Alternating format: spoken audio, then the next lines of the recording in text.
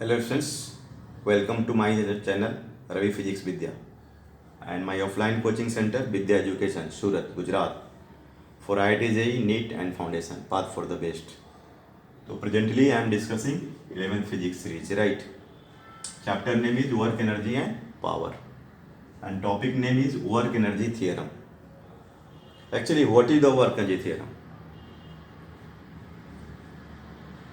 This is according to Work Energy Theorem, total change in kinetic energy of any system is equal to work done net, that is the sum of the work done by all forces acting on the system, right? Change in kinetic energy of any system is equal to sum of the work done by all forces. All right. Suppose initial kinetic energy of the system is Ki. Okay. And work is done on the system. Work done net. Then K initial plus work done net is equal to K final. Or you can say work done net is equal to K final, K initial. Yeah, work done net is equal to delta K. Yeah, you can say work done internal plus work done external is equal to delta K. Different form of the kinetic energy. Right? Means change in kinetic energy of any system is equal to sum of the work done by all forces. Right? This is called work energy theorem. What is this? Work energy theorem. WET. Okay?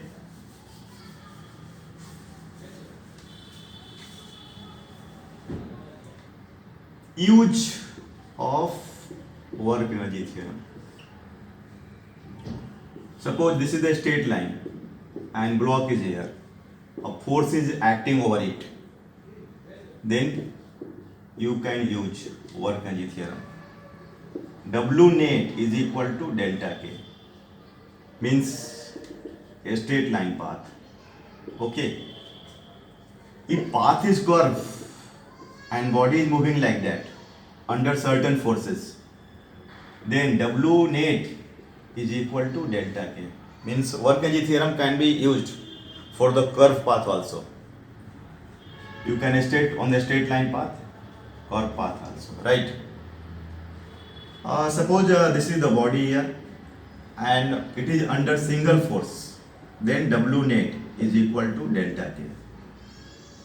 If suppose this is the body under multiple forces, F1, F2, F3, then W net is equal to delta K. Means work energy theorem can be applied for the single force as well as multiple forces. If more than one forces, then we can also use W net is equal to delta K. Right? In the same manner, suppose this is the system here. Multiple forces are acting over it. Single body, right? Then W net is equal to delta K. And if there is a M1 and a spring M2, and if I take a system, means system is containing two parts, two bodies and certain forces acting, then also W net is equal to delta K. Means it is very generalized theorem actually. It can be used for single force, double force, multiple force. It can be used for single body, double body, like a complete system. Okay. And it is also can be used for the straight line path and a curvilinear path. Alright. Suppose I take question here. This is the block here. It is released from rest. E is equal to 0. And this is the ground. I take height h and this block is striking with a speed under root gh. Find the work done by frictional force of the air. Find the work done by frictional force of the air. It is released from the rest. U is equal to what here? 0. And a striking speed of the block is what here? Under root GH. It is quite obvious. If air drag is nothing, air drag is 0 here, then a striking speed is under root 2 GH. But already you are observing it. The speed is under root GH here, right? It means air drag is present. And we are interested for this. Actually, actual formula, actual expression for the air drag is not given. So, we can use W net is equal to delta K. Means you will find the work done by frictional force of the air in terms of the kinetic energy, change in kinetic energy. Wmg plus Wf air drag is equal to delta K. How much work done by mg here? Mg is acting in downward direction, frictional force of air is acting in upward direction. Mg doing positive work, mgh, right? Work done by mg. Displacement is what here? Total height is h. Plus work done by F air, delta K, K final, K initial, 1 by 2 m under root GH square minus 0, released from the rest, right? mgh plus work done by F air, 1 by 2 m GH. Work done by F air, mgh by 2 minus mgh, right? Means minus mgh by 2 joule. Answer. Right.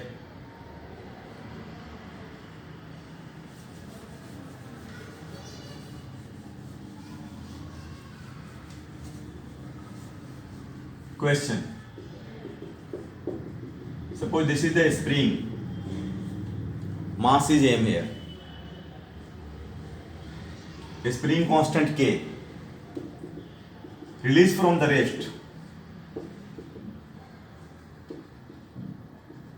Find the maximum extension in the spring. Find maximum extension in the spring. Keep in the mind there are the two types of the extension. Extension for equilibrium and X max. In this case, F net is equal to 0, and in this case, V is equal to 0. We are interested for X max. Actually, what happens if block is released from rest? U is equal to 0, right? Then block comes here. It is called momentary rest, MR. V is equal to 0 here, right? F is not 0 actually. Net force will be in upward direction. We are discussing X max. During equilibrium, total force is 0. Alright? Here V is equal to 0. We can apply X max. We are interested for X max actually. Right? W net delta K. mg and spring force F SPF. Work done by mg plus work done by SPF, spring force, is equal to U0 V0 0. Work done by mg X max. This is the equilibrium position. This is the natural position. Means block was released. In that case, a spring was natural. Now it came here. Means this is the X max.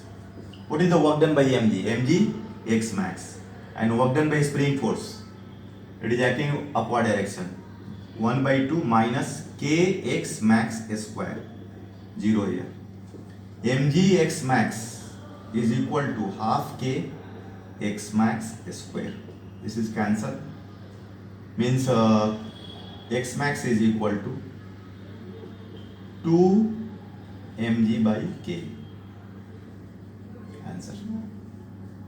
X max is equal to 2 mg by K. Right? And if anybody asks X for equilibrium, then F net 0. Means this is the mg here and this is the Kx. Kx is equal to mg. X is equal to mg by k. What is this? This is the x for equilibrium. So just you differentiate this. This is the x for equilibrium, and this x is the for the x max.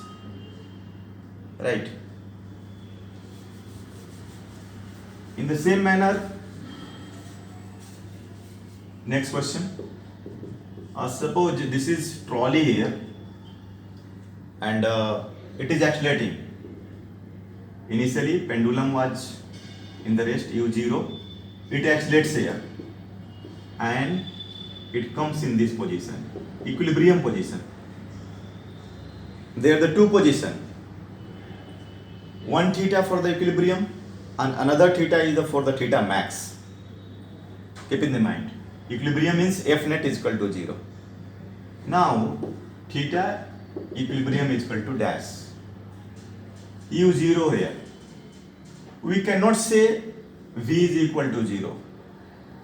If theta is under theta equilibrium, then we cannot say V is equal to 0. Yes, if theta is the theta max, then this V is equal to 0. Keep in the mind. That's why we don't apply, we will not apply here Energy theorem. We are interested for theta equilibrium. Means F net is equal to 0. F net is equal to 0. One thing more, if I am here, then I see the most pendulum as well as accelerating car. It is quite difficult to analyze. But if I come here, then this pendulum is in rest with respect to car. Yeah, you can say with respect to this observer. Right? It is in rest.